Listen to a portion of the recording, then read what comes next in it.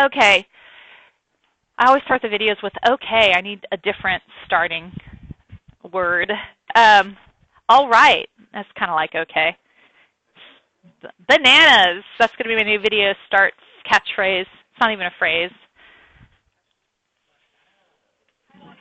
Bananas? Okay.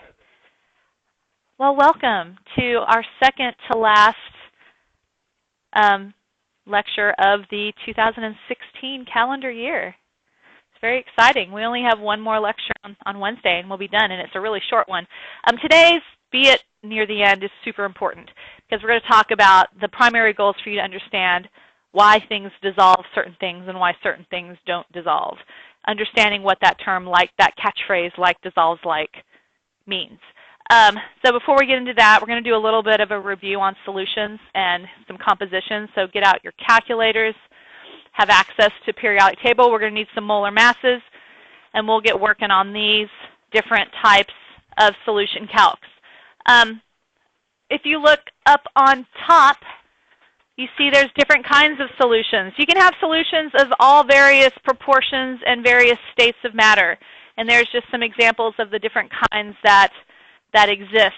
But what's important about solutions is your ability to calculate molarity. If by this point you have issues calculating molarity, I'm going to be really a little sad. Okay, we're going to do a few of these to practice.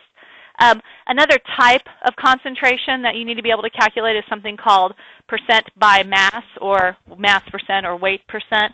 It's commonly used in the medical industry. I don't know, how many of y'all are in HOSA? So have you seen like 0.15% sodium chloride solution in an IV bag, that kind of thing? They do all their stuff in percents. They don't do them in molarities. Mole fraction, also very important. We did this with gases. I don't know if you remember, we took the mole fraction of a pressure times the total pressure. It gave us the partial pressure. Exact same calculation, but we're going to use it with solutions. We can find the mole fraction of the solute or the solvent, and you just need to know what you're being asked for. The final one, this molality business, really important in colligative properties, really important when we're dealing with temperature changes, but it's not specifically on the AP exam any longer. You will not have to do calcs with this.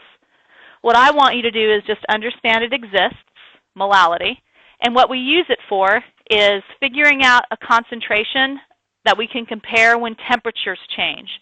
We can't use molarity when we have a change in temperature, because when we change temperature, volume of our water will change. And I should just show you all that. When I dissolve sodium hydroxide, it's highly exothermic, so the water gets super hot, and I can fill it to the line. But then I come back the next day when the water gets to room temperature, and the solution is dropped to well below the line. So this water, these solutions are temperature dependent. Because of that, we can only use molarity at a constant temperature. This guy right here is mass-based, so as temperature changes, our mass doesn't change. So that's why that exists, and that's what it's used for in colligative property chemistry. Let's go ahead and just practice a little bit. You have 1 mole of sugar in 125 mils of solution. Calculate the molarity. We know that molarity is equal to moles of what? Solute over liters of the full solution. They made this really easy for us.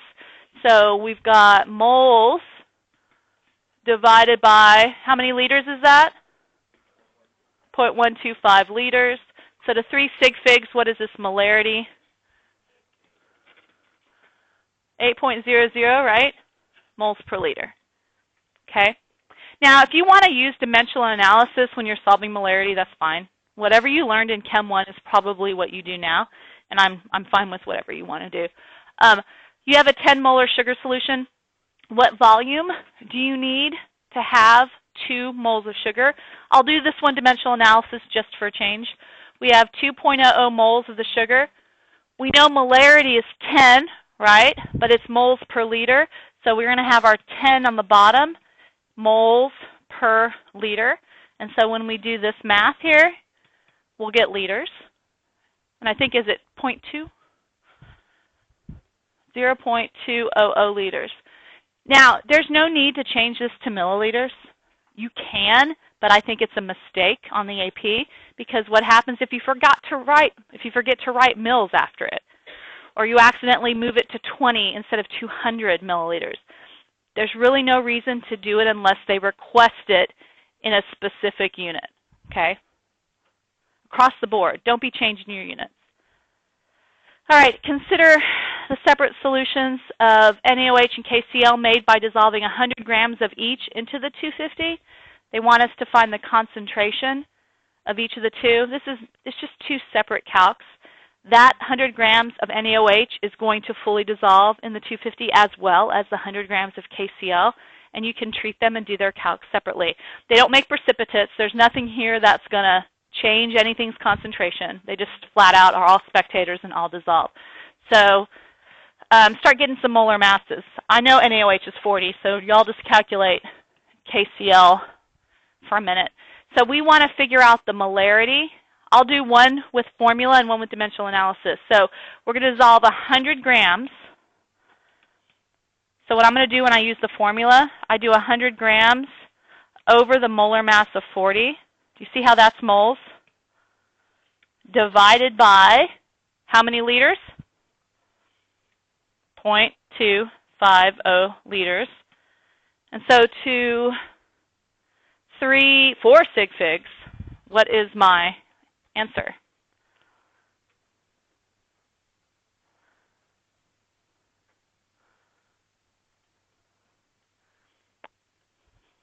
What is it? 10.00 moles per liter. So that's the concentration of the sodium hydroxide.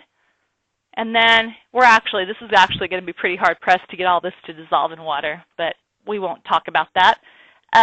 But if we wanted to go ahead and find the concentration of KCl, I'm going to do this one with dimensional analysis just to show a different way. 100.0 grams of KCl. We want to convert that to moles. So for every 1 mole of KCl I have, what's the molar mass? 58.44 grams. The grams cancel. So now I have moles, but I need moles per liter, so I'm going to have my liters down here. Okay. And what'd y'all get for this? To 4 sig figs.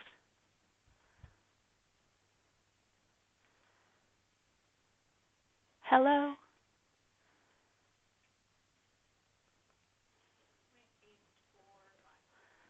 .845 moles per liter. Got it? All right. No? The molar mass for that is 74.55. 74.55? 4. Thank you.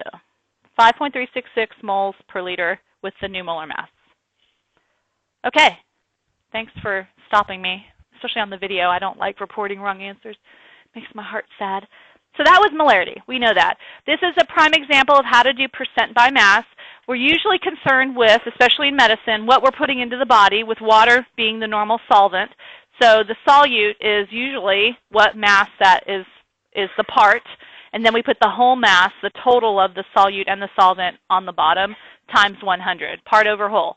So if we're finding the percent of glucose in a solution by mixing 5.5 grams, it's literally, guys, just part over whole. 5.5 plus 78.2 times 100. So to 2 sig figs, what's the percent?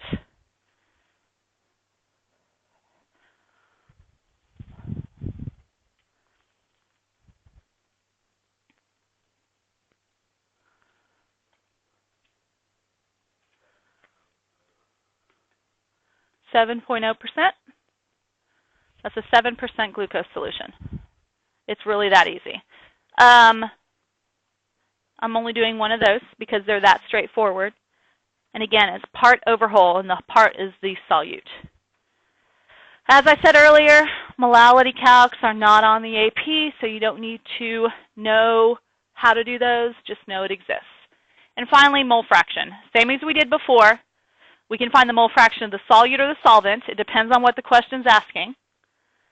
We did mole fractions before to find partial pressure. Here we're doing mole fractions to find, we used to do it for colligative properties to find boiling points and freezing points, but we don't do that anymore. So we're just knowing how to do mole fraction.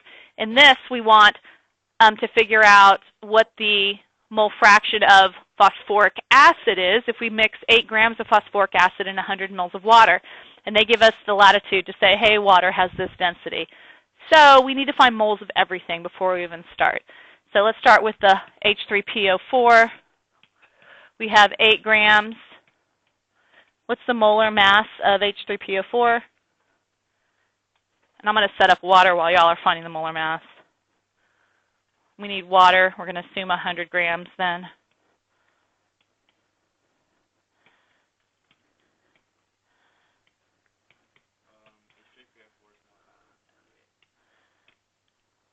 Okay, so what is our moles of H3PO4? To 3 sig figs, please.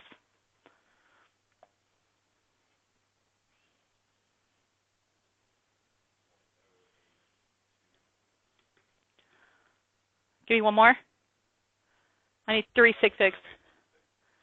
0.0816 moles of H3PO4. And water, how many moles do we have?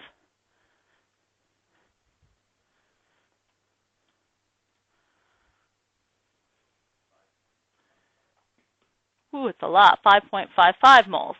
All right, so if we're finding the mole fraction of the H3PO4, it's going to be moles of the H3PO4 over total moles. So it's simply 0.0816 divided by 0.0816 plus 5.55. So what is my mole fraction of this? 0.0145. That's tiny, and that makes sense. So even though we told you guys this is how we want it, I still got people leaving mole fraction in a literal fraction, like adding this number up and have a number over a number. You can't have an answer that's unresolved. A decimal is the same thing as a fraction, okay? What I don't want you to do either is take this and multiply it by 100 and give me a percent. It's not a percent. It needs to be a decimal place. So if I were to ask you, what would be a quick way to find the mole fraction of water? I could do 5.55 over the sum, or I could subtract it from 1. And what do we get?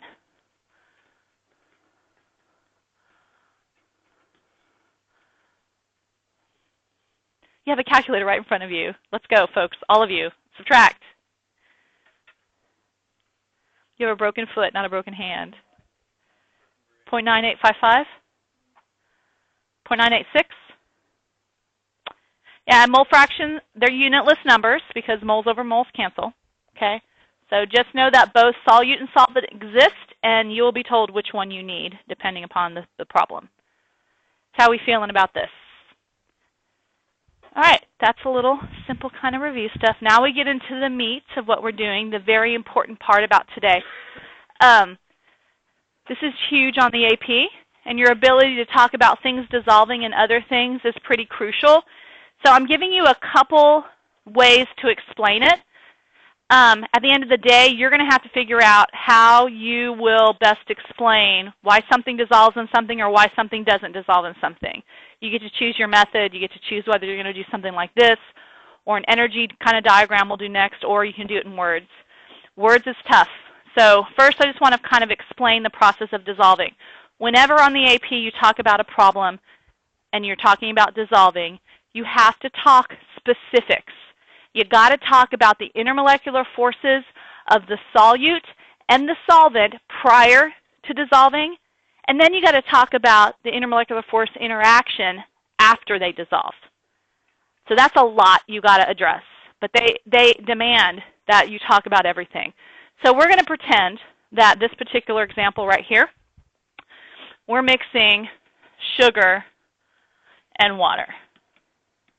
Now, what I don't want you to ever do is let common sense be overtaken by anything else. So, does sugar dissolve in water? Right. So that kind of narrows down what type of compound sugar is.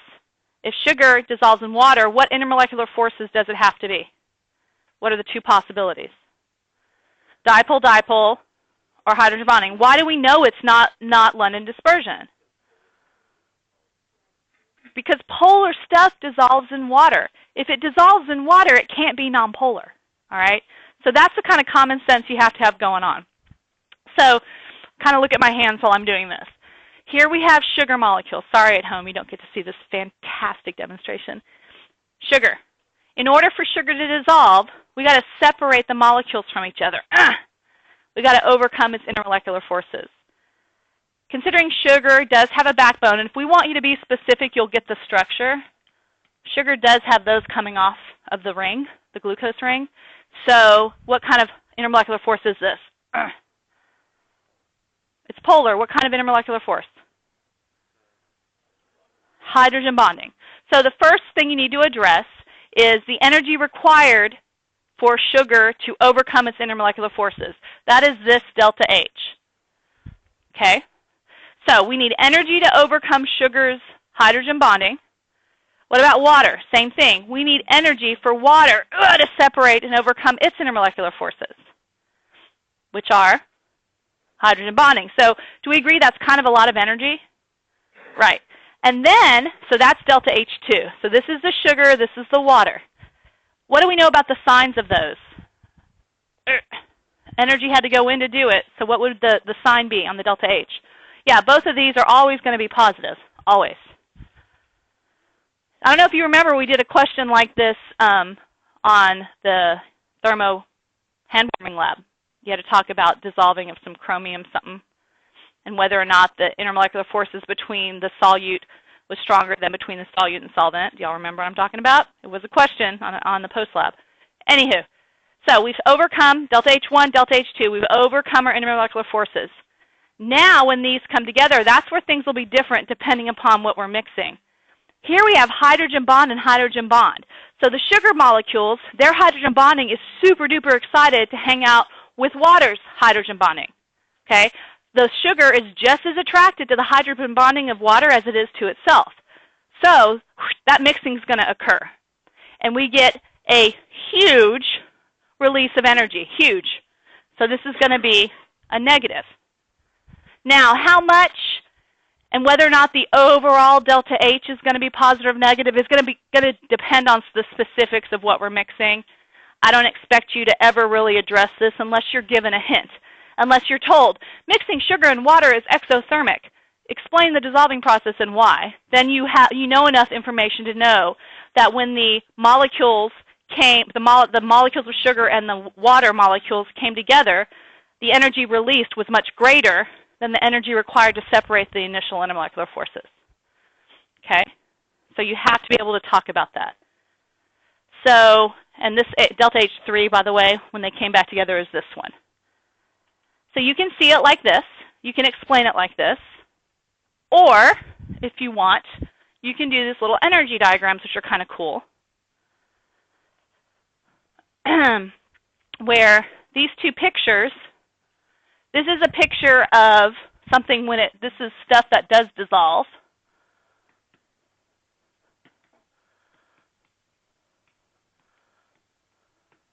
This picture is no dissolution happens. No dissolving happens. All right, so here again, let's pretend this is sugar and water. Or any salt and water. If we had a salt, what would we be overcoming? Lattice energy, exactly. So the water would basically end up sneaking in and we'd end up breaking this lattice. So we'd have to overcome lattice energy. And then we'd actually have the pluses of the Na near the oxygens in the water and the minuses of the Na near the hydrogens of the water. Anyway, we'll just pretend this is sugar and water. Okay? If you look at this, this is energy going up. Here they're combining delta H1 and delta H2. And they're saying, okay, this is the energy required to separate solute and solvent. The number, we're not going to give you specific numbers, okay? So the length of your thing is arbitrary. You pick a length. this is the amount of energy, and it goes up, so that means energy had to be put in to overcome those intermolecular forces. Right here, delta H3 was when? This is energy of what? This is the mixing, right? When they come together, dang, look at all that energy that was released. So this right here then is the actual delta H of the solution. Do you see how it's going down as well? That means this is endo or exothermic. Exothermic. Because the amount of energy released was way more than the amount of energy needed to overcome the initial intermolecular forces, so the delta H is negative. Okay? Do we get it? Okay, now let's talk about this next one. Things that don't dissolve. So we're going to pretend this is oil and water. All right, once again, when we talk about oil and water mixing, what kind of intermolecular forces do we have to overcome? Oil needs to separate as well to mix. So what type of intermolecular force are we overcoming? LDFs. Why not nonpolar? How do we know that? I didn't tell you the structure of oil. How did you know? Oil and water don't mix, so it has to be nonpolar, right? Okay, so nonpolar London dispersion forces have to be overcome. And I need you in these pictures when you're doing this kind of thing, you've got to address that what intermolecular force you're overcoming. Okay? And then water hydrogen bonding. These added up come out to be this one. So this is our LDF. This is our H bond. Okay? And then here we have what's released. Oh, not very much. Why is that? Let's think about this. We have our London dispersion forces here separating, and we have our water. When they come together, do you think water is real jazzed to be hanging out next to the weak London dispersion? No. Water is much more attracted to itself than it is to good old oil, because oil doesn't have a very strong polarity at all. It's nonpolar. So what would we have to do to keep oil and water together? Here, energy is absorbed, right? We have to put in energy to keep oil and water together. Have you ever seen salad dressing? What do you do before you use it? Shake it. The process of you shaking it is you adding enough energy to force them together. Energy has to be added.